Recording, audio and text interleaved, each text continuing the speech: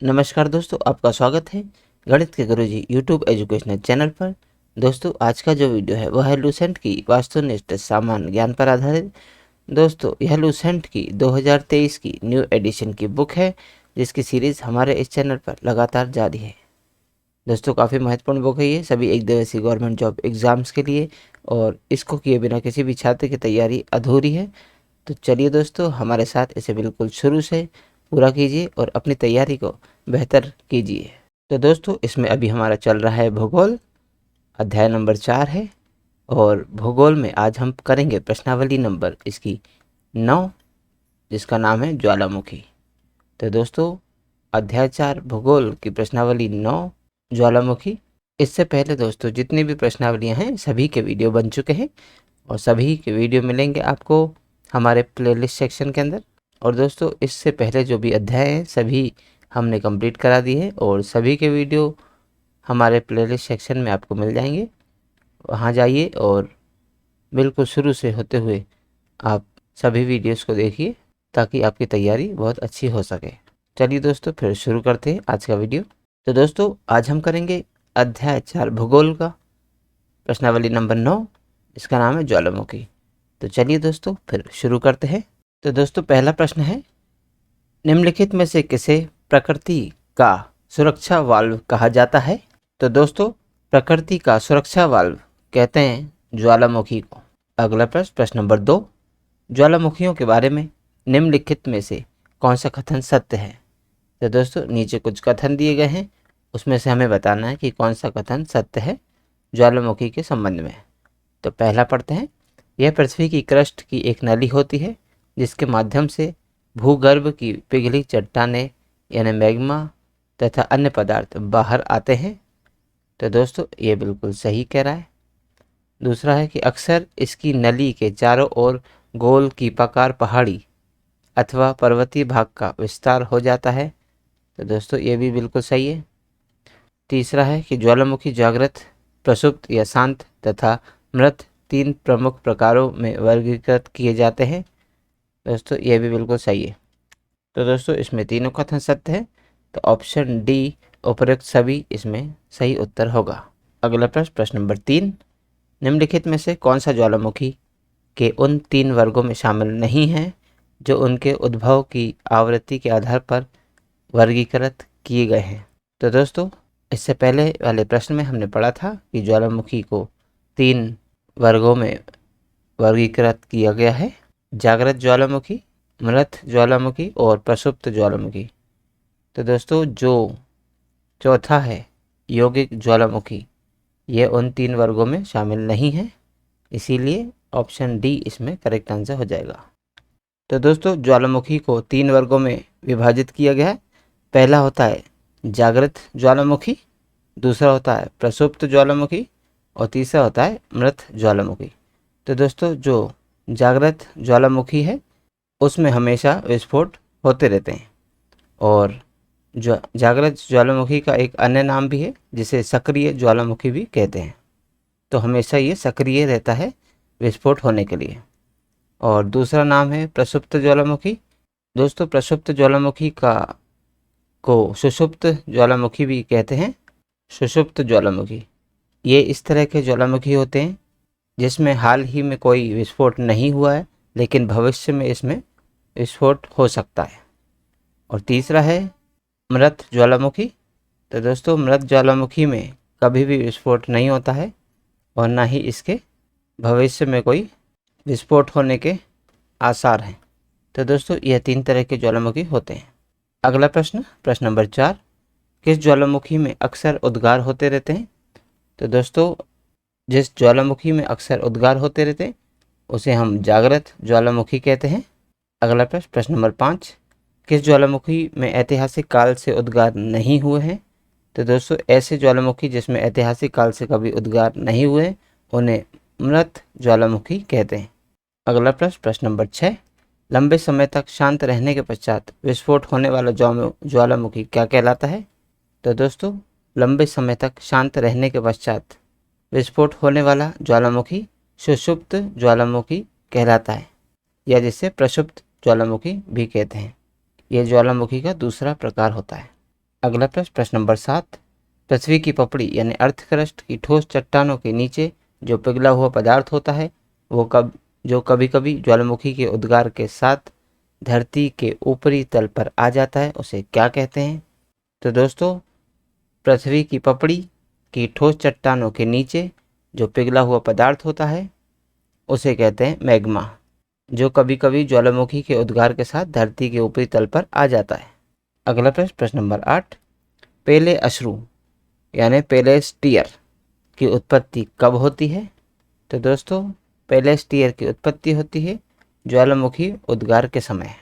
अगला प्रश्न, प्रश्न नंबर 9, ज्वालामुखी में जल वाष्प के अलावा मुख्य गैसें कौन कौन सी होती हैं?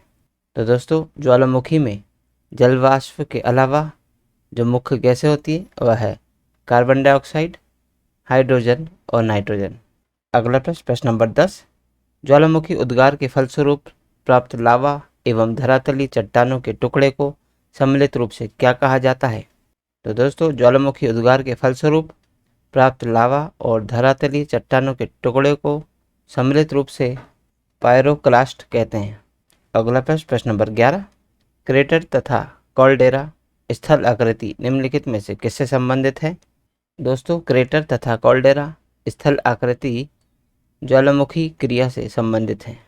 दोस्तों, इनमें क्रेटर इसे कहते हैं कि जो ज्वालामुखी विस्फोट होता है तो जो लावा है जहाँ से निकलता है उसे क्रेटर कहते हैं, और कॉल्डेरा वह स्थल आकृति होती है कि जब ज्वालामुखी विस्फोट होता है तो ये ऊपर न जाकर गहरे गड्ढे के रूप में नीचे ही धंस जाते हैं, उसे कॉल्डेरा कहा जाता है। दोस्तों, जब ज्वालामुखी में से लावा निकलता है तो वह लावा ऊपर जम जाता है, तो ज्वालामुखी के जो ऊपरी भाग है वह एक कीप के आकार का बन जाता है, और वही कीप का आकार को हम क्रेटर कहते हैं। और जब लावा नीचे पिघलकर बाहर निकलता है और क्रेटर न बनकर वह गड्ढों के रूप में बनता है तो उसे हम कॉल्डेरा कहते हैं। अगला प्रश्न, प्रश्न नंबर 12, निम्नलिखित में से कौन सी स्थल आकृति ज्वालामुखी क्रिया से संबंधित नहीं है? तो दोस्तों, प्रश्न में पूछा गया है कि यह सभी स्थल आकृतियां बनती हैं, तो इनमें से ऐसी कौन सी स्थल आकृति है जो ज्वालामुखी क्रिया से संबंधित नहीं है? तो दोस्तों, हमने क्रेटर बताया कि जब कीप का आकार ले लेता है ज्वालामुखी तो उसे क्रेटर कहते हैं, और कॉल्डेरा में यह गड्ढों के रूप में बनता है, और गेसर जो होता है, गेसर ज्वालामुखी का ही एक रूप है जिसमें पानी फव्वारे की तरह निकलता है और उसमें भाप और कुछ अशुद्धि भी मिट्टी के साथ बाहर निकलती हैं, तो उसे गेसर कहा जाता है। तो दोस्तों, ये तीनों ही स्थल आकृति जो है वह ज्वालामुखी क्रिया से संबंधित है, लेकिन फ्योर्ड जो है वह ज्वालामुखी क्रिया से संबंधित नहीं है, इसलिए ऑप्शन डी इसमें करेक्ट आंसर हो जाएगा। अगला प्रश्न, प्रश्न नंबर 13, किस स्थल आकृति का निर्माण ज्वालामुखी क्रिया से नहीं होता है? तो दोस्तों, इसमें विसर्प स्थल आकृति का निर्माण ज्वालामुखी क्रिया से नहीं होता।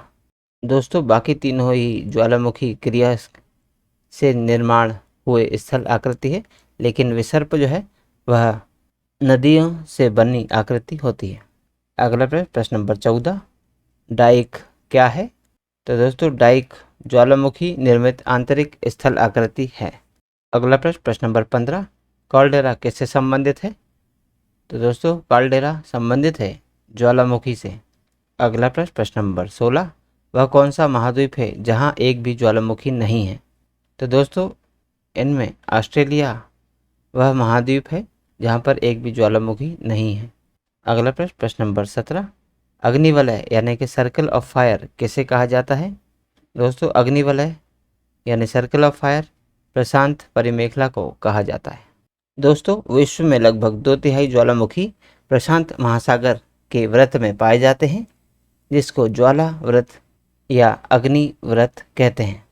अगला प्रश्न, प्रश्न नंबर 18, लेकोलिथ किससे संबंधित है? दोस्तों, लेकोलिथ ज्वालामुखी से संबंधित है। दोस्तों, जो लेकोलिथ है वह अंतर्वेदी आग्नेयशैलों द्वारा निर्मित संरचना है जो मैग्मा के ऊपर उठकर दो क्षैतिज चट्टानी संस्तरों के बीच गुंबद आकार आकृति में जमा होने से निर्मित होती है। अगला प्रश्न, प्रश्न नंबर 19, पेंट पॉट के विषय में कौन सा कथन सत्य है? तो दोस्तों पहला है ज्वालामुखी क्षेत्रों का एक छिद्र जिससे गर्म एवं गहरे रंग का द्रव कीचड़ यानी कि मड बाहर निकलता है। तो दोस्तों ये सही है। इसके साथ सामान्यतः गैसर पाए जाते हैं, ये भी सही है। पेंट पॉट यूएसए के येलोस्टोन नेशनल पार्क में पाए जाते हैं, ये भी सही है।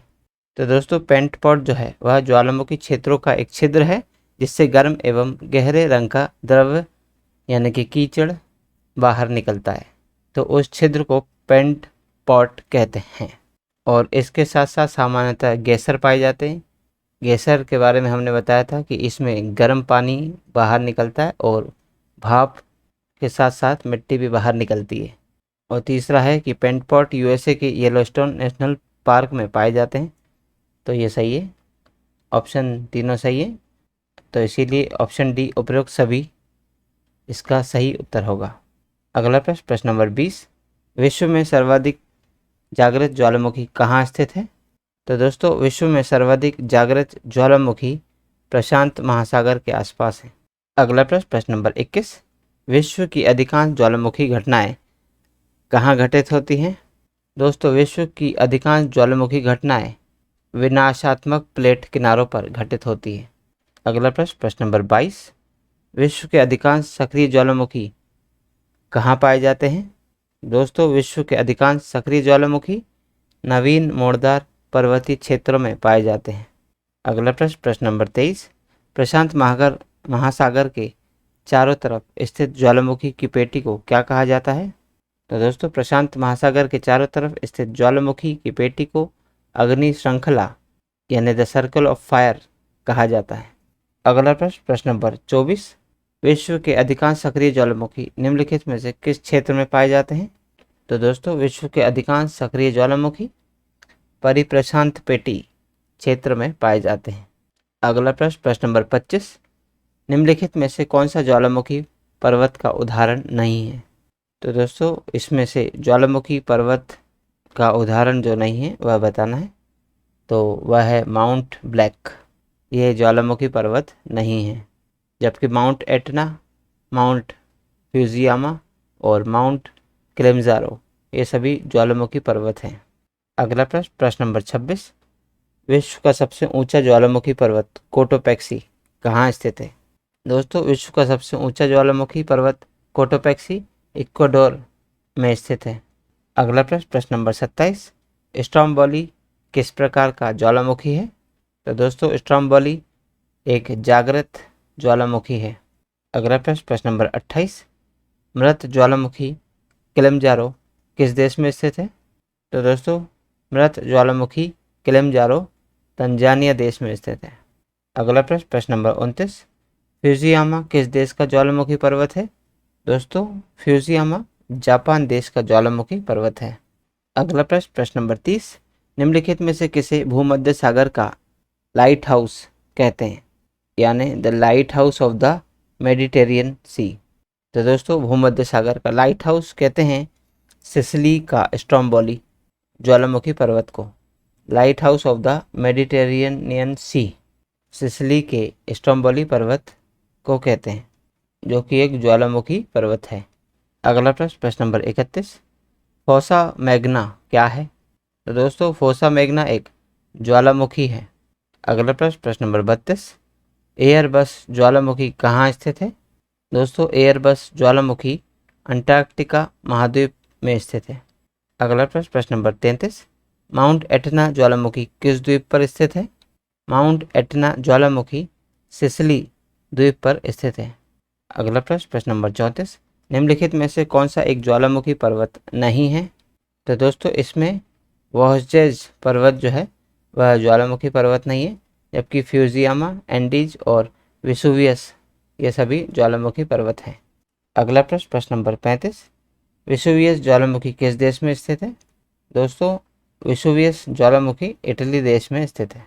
अगला प्रश्न, प्रश्न नंबर 36, मोना लोआ किसका उदाहरण है? तो दोस्तों मोना लोआ जो है वह सक्रिय ज्वालामुखी का उदाहरण है। अगला प्रश्न, प्रश्न नंबर 37, क्राकाटाओ ज्वालामुखी निम्न में से किस द्वीप समूह में स्थित है? दोस्तों, क्राकाटाओ ज्वालामुखी स्प्रेटली द्वीप समूह में स्थित है। अगला प्रश्न, प्रश्न नंबर 38, निम्नलिखित में से कौन सा युग सुमेलित नहीं है? तो दोस्तों, एटना ज्वालामुखी पर्वत यह इटली में है, बिल्कुल सही है। फ्यूजियामा ज्वालामुखी पर्वत यह जापान में है, ये भी सही है। पोपा ज्वालामुखी पर्वत म्यांमार में है, ये भी सही है। लेकिन क्राकाटाओ यह ज्वालामुखी पर्वत मलेशिया में, यह गलत है, यानी कि यह सही सुमेलित नहीं है, इसलिए ऑप्शन डी इसमें करेक्ट आंसर होगा। दोस्तों, क्राकाटाओ ज्वालामुखी पर्वत जो है वह इंडोनेशिया में स्थित है, तो इसीलिए ऑप्शन डी इसमें करेक्ट आंसर होगा। अगला प्रश्न, प्रश्न नंबर 39, किलिमंजारो पर्वत निम्नलिखित में से किस महाद्वीप पर स्थित है? दोस्तों, किलिमंजारो पर्वत अफ्रीका महाद्वीप में स्थित है। अगला प्रश्न, प्रश्न नंबर 40, एल मिस्टी ज्वालामुखी किस देश में है? दोस्तों, एल मिस्टी ज्वालामुखी पेरू देश में है। अगला प्रश्न, प्रश्न नंबर 41, ज्वाला खंडाश्मी यानी कि पायरोक्लास्टिक क्या होता है? तो दोस्तों, ज्वाला खंडाश्मी यानी कि पायरोक्लास्टिक्स तृप्त शैल के टुकड़े और लावा होते हैं। अगला प्रश्न, प्रश्न नंबर 42, फिलीपींस में कौन सा ज्वालामुखी लगभग 6 शताब्दियों तक सुप्त रहने के बाद फट पड़ा था? तो दोस्तों, फिलीपींस का वह ज्वालामुखी था माउंट पिनेटुबो, जो 6 शताब्दियों तक सुप्त रहने के बाद फट पड़ा था। अगला प्रश्न, प्रश्न नंबर 43, क्रेटर जो कि ज्वालामुखी छिद्र होता है मुख्यतः किस आकृति के होते हैं? तो दोस्तों, क्रेटर जो है वह कीपाकार आकृति के होते हैं। अगला प्रश्न, प्रश्न नंबर 44, निम्नलिखित में से कौन सी गैस ज्वालामुखी उद्भेदन के समय नहीं निकलती? तो दोस्तों, इसमें ऑक्सीजन ज्वालामुखी उद्भेदन के समय नहीं निकलती, जबकि हाइड्रोजन, अमोनिया और कार्बन डाइऑक्साइड गैस ज्वालामुखी उद्भेदन के समय में बाहर निकलती है। अगला प्रश्न, प्रश्न नंबर 45, ज्वालामुखी के उद्गार के समय निकलने वाली गैस में जलवाष्प की मात्रा कितनी होती है? तो दोस्तों, ज्वालामुखी के उद्गार के समय निकलने वाली गैस में जलवाष्प की मात्रा 80 से 90% होती है। अगला प्रश्न, प्रश्न नंबर 46, विश्व का सर्वाधिक ज्वालामुखी वाला क्षेत्र कौन सा है? तो दोस्तों, फिलीपींस द्वीप समूह विश्व का सर्वाधिक ज्वालामुखी वाला क्षेत्र है। अगला प्रश्न, प्रश्न नंबर 47, निम्न में से कौन सुमेलित नहीं है? तो दोस्तों, हमें इसमें जो सुमेलित नहीं है वह बताना है। पहला है कि शांत ज्वालामुखी देमबंद, तो दोस्तों देमबंद जो है वह शांत ज्वालामुखी है, तो दोस्तों ये सही है। जागृत ज्वालामुखी स्ट्रोम्बेली एक जागृत ज्वालामुखी है, यानी कि इसमें उद्गार होते रहते हैं, बिल्कुल सही है। और प्रसुप्त ज्वालामुखी क्राकाटाओ प्रसुप्त ज्वालामुखी है, ये भी सही है। और एटना यह निष्क्रिय ज्वालामुखी, यह गलत है। तो दोस्तों जबकि एटना ज्वालामुखी वह सक्रिय ज्वालामुखी है, तो इसमें दिया निष्क्रिय ज्वालामुखी, तो ये गलत है, ऑप्शन डी इसमें इसीलिए सही उत्तर हो जाएगा। अगला प्रश्न, प्रश्न नंबर 48, स्ट्रोम्बोली ज्वालामुखी कहाँ स्थित है? तो दोस्तों, स्ट्रोम्बोली ज्वालामुखी लिपारी द्वीप में स्थित है। अगला प्रश्न, प्रश्न नंबर 49, निम्नलिखित में से कौन विश्व का सबसे ऊंचा ज्वालामुखी पर्वत है? तो दोस्तों, विश्व का सबसे ऊंचा ज्वालामुखी पर्वत है माउंट कोटोपेक्सी। अगला प्रश्न, प्रश्न नंबर 50, माउंट एरेबस ज्वालामुखी निम्नलिखित में से किस महाद्वीप में स्थित है? तो दोस्तों, माउंट एरेबस ज्वालामुखी अंटार्कटिका महाद्वीप में स्थित है। अगला प्रश्न, प्रश्न नंबर 51, निम्नलिखित में से कौन प्रसुप्त ज्वालामुखी है? तो दोस्तों, इनमें क्राकाटाओ ज्वालामुखी जो है वह प्रसुप्त ज्वालामुखी है, बाकी सभी सक्रिय ज्वालामुखी हैं। अगला प्रश्न, प्रश्न नंबर 52, निम्नलिखित में से कौन सक्रिय ज्वालामुखी नहीं है? तो दोस्तों, इनमें किलिमंजारो सक्रिय ज्वालामुखी नहीं है। दोस्तों, किलिमंजारो सुषुप्त प्रकार का ज्वालामुखी है, और स्ट्रोम्बोली, एटना और कोटोपेक्सी ये सभी सक्रिय ज्वालामुखी होते हैं। अगला प्रश्न, प्रश्न नंबर 53, निम्नलिखित में से कौन मृत ज्वालामुखी नहीं है? तो दोस्तों, इसमें मोना लोआ मृत ज्वालामुखी नहीं है, यह सक्रिय ज्वालामुखी है।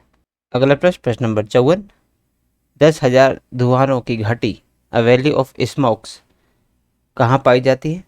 दोस्तों 10,000 धुआंों की घाटी यानी ए वैली ऑफ स्मोक्स अलास्का में पाई जाती है।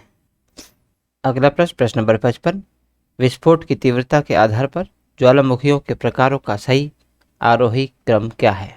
दोस्तों इसमें विस्फोट की तीव्रता के आधार पर ज्वालामुखी का सही क्रम बताना है। तो सबसे कम तीव्रता, फिर उससे ज़्यादा, फिर उससे ज़्यादा, फिर उससे ज़्यादा। तो सबसे कम तीव्रता होती है हवाई तुल्य में, इसके बाद स्ट्रोम्बेली तुल्य, फिर वाल्कनियन तुल्य और पिलियन तुल्य। यह ज्वालामुखियों के विस्फोट की तीव्रता के आधार पर आरोही क्रम है। अगला प्रश्न नंबर 56, निम्नलिखित में से किस प्रकार के ज्वालामुखी में सर्वाधिक विस्फोट उद्गार होता है? तो दोस्तों सर्वाधिक विस्फोट होता है पिलियन तुल्य में, सबसे कम होता है हवाई तुल्य में, फिर स्ट्रोम्बेली, फिर वाल्कनियन और फिर पिलियन तुल्य। ये सभी विस्फोट की तीव्रता है। अगला प्रश्न नंबर 57, पेले के बाल यानी पेलेज हेयर का संबंध निम्नलिखित में से किस प्रकार के ज्वालामुखी से है? तो दोस्तों पेले के बाल यानी पेलेज हेयर का संबंध हवाई तुल्य प्रकार के ज्वालामुखी से है। अगला प्रश्न नंबर 58, निम्नलिखित में से किस प्रकार के ज्वालामुखी की आकृति गोभी के फूल जैसी होती है? तो दोस्तों ज्वालामुखी की आकृति गोभी के फूल जैसी होती है, वह ज्वालामुखी है वाल्कनियन तुल्य। अगला प्रश्न नंबर 59, निम्नलिखित में से किस प्रकार के ज्वालामुखी को पिलियन तुल्य ज्वालामुखी भी कहा जाता है? तो दोस्तों विसुवियस तुल्य प्रकार का ज्वालामुखी, इसका अन्य नाम पिलियन तुल्य भी है। तो विसुवियस तुल्य या पिलियन तुल्य दोनों एक ही नाम है। अगला प्रश्न नंबर 60, पृथ्वी की सतह के नीचे द्रवीभूत शेल क्या कहलाता है? दोस्तों पृथ्वी की सतह के नीचे द्रवीभूत शेल मैग्मा कहलाता है। अगला प्रश्न number 61, Jwalamukhi ring of fire या घेरा किस महासागर से संबंधित है? दोस्तों ज्वालामुखी रिंग ऑफ फायर प्रशांत महासागर से संबंधित है। अगला प्रश्न नंबर 62, ज्वालामुखी की सक्रियता किस में अधिक पाई जाती है? तो दोस्तों ज्वालामुखी की सक्रियता जापान में अधिक पाई जाती है। अगला प्रश्न नंबर 63, संसार का सर्वाधिक सक्रिय ज्वालामुखी कौन है? तो दोस्तों संसार का सर्वाधिक सक्रिय ज्वालामुखी है किलायु ज्वालामुखी। अगला प्रश्न नंबर 64, हाल के दिनों में सबसे विनाशकारी ज्वालामुखियों में से एक किलायु ज्वालामुखी रहा है, यह कहाँ स्थित है? तो दोस्तों किलायु ज्वालामुखी जो है वह हवाई द्वीप पर स्थित है और यह सबसे विनाशकारी ज्वालामुखियों में आता है। अगला प्रश्न नंबर 65, निम्नलिखित में से कौन सा ज्वालामुखी के सबसे विस्फोटक प्रकार का उदाहरण है? तो दोस्तों बाड़ बेसाल्ट ज्वालामुखी, सिडर शंकु ज्वालामुखी, काल्डेरा ज्वालामुखी या शील्ड ज्वालामुखी। इनमें सबसे विस्फोटक प्रकार का जो ज्वालामुखी होता है वह है काल्डेरा ज्वालामुखी। ऑप्शन सी इसमें करेक्ट आंसर है। तो दोस्तों आज की इस प्रश्नावली में कुल 65 प्रश्न थे जो हमारे द्वारा पूर्ण कर लिए गए हैं। यदि आप इसका PDF चाहते हैं तो आप हमारे टेलीग्राम चैनल से जुड़ सकते हैं। हमारा टेलीग्राम चैनल बिल्कुल मुफ्त है, इसमें हमारे यूट्यूब वीडियोस के सभी PDF मुफ्त में अवेलेबल है। तो आज ही जाइए और ज्वाइन कीजिए हमारा टेलीग्राम चैनल। और दोस्तों यदि आप इस यूट्यूब चैनल पर नए हैं तो चैनल सब्सक्राइब कीजिए, वीडियो को लाइक कीजिए और इसे अन्य लोगों के साथ भी शेयर कीजिए। मिलते हैं दोस्तों अब अगले वीडियो में अगली प्रश्नावली के साथ, तब तक के लिए नमस्कार।